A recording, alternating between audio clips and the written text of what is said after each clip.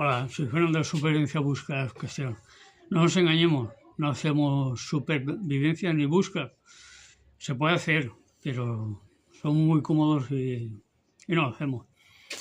Hacemos salidas los domingos, los sábados o cualquier día de la semana si tenemos tiempo y vivimos en un sitio donde la naturaleza nos permite disfrutar de ella. Y eso es lo que tenéis que hacer, salir con vuestros amigos, pasar un mediodía y iros a casa. Si queréis hacer supervivencia de verdad, nos vamos a un sitio que sé yo, nos tiramos una semana comiendo lo que encontremos, o llevando lo mínimo, comer una vez al día. Así, y sin un puto teléfono móvil para no usar el WhatsApp y las redes sociales, sabéis lo que es vivir en la absoluta soledad. Si pasáis una semana sin el móvil, seréis unos supervivientes.